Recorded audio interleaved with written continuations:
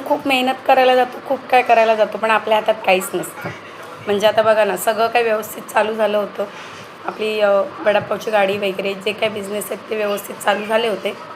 आणि कुठेतरी असतं ना, की काहीतरी चांगलं चालू आहे तिथे काही ना काहीतरी प्रॉब्लेम्स येतातच.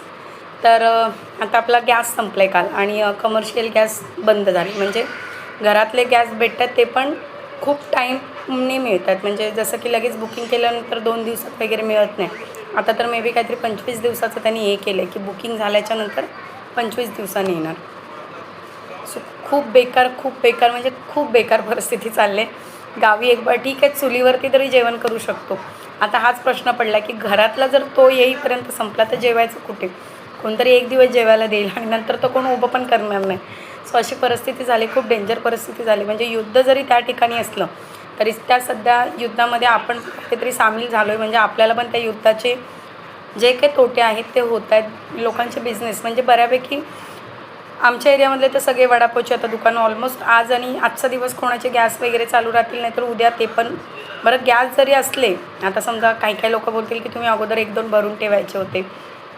तर पाव पण बंद होत आहेत. कारण की मोठ्याच इंडस्ट्रींना जर एवढा मोठा धक्का बसला आहे, तर आपला जरी गॅस असता तरी पण पाव मिळायची पण म्हणजे आता उद्यापासून आमच्या इथे पाव पण मिळणार नाही आहे. सो आपला पूर्णपणे हा व्यवसाय जो आहे तो आता सध्या बंद आहे. माहीत नाही कधी सगळं व्यवस्थित चालू होईल, त्यावेळेला सगळं चालू आहे. आपल्या हातात पण काही नाही आहे. त्रास होतो कुठेतरी, की कुठेतरी लाईनवर गाडी येत होती. आणि मुळात कसं असतं माहिती आहे का, आपण फुकट कोणती गोष्ट करायला जात नाही.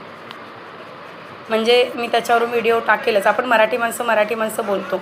पण मराठीच माणसं आता माझं बघाल तर तुम्ही रस्त्यावरती आहेत, पण इकडचे गाववाले असे असतात ना, की आमची जागा आहे, हे आमचं आहे, ते आमचं आहे. म्हणजे ओपन जागेवरती पण आपल्याला महिन्याला 5-6 हजार रुपये, 7-8 हजार रुपये देऊन तिथे गाडी लावावी लागते. आता उद्यापासून तर गाडीच बंद आहे, म्हणजे लागणारच नाही आहे. तरी पण ते गाडी तिथे उभी आहे म्हटल्यानंतर मला ते पे करावे लागणारच आहे. म्हणजे कुठून ना कुठून तरी तोटे आहेतच. पण असं नाही आहे की महाराष्ट्रातलेच आहोत, मराठीच आहोत, तर आपल्याला आपली जागा यूज करायला भेटते किंवा काही नाही. त्याच्यामुळे ॲक्च्युली माझ्या व्हिडिओ असतात ना, त्या मराठी माणसांच्या अगेन्स्ट असतात, त्यांच्या फेवरमध्ये नसतात. कारण की मराठी माणसंच एखाद्या मराठी माणसाला त्रास द्यायला कारणीभूत असतात, त्याला पुढे न जाण्यासाठी कारणीभूत असतात. आता ही जी आमची जागा आहे ती पण मराठीच आहे, आमच्या इथलेच गाववाले आहेत. पण आता ओपन जागेचं कोण डिपॉझिट घेतं का? जी ओपन जागा असते रस्त्यावरची, त्यांना डिपॉझिट द्या, त्यांना जागेचं महिन्याचं भाडं द्या. म्हणजे तिथे काहीच नाही आहे, फक्त रस्ता आहे. तर ही असते थिंकिंग आपल्या माणसांची, की दुसऱ्याच्या जीवावरती जगायचं.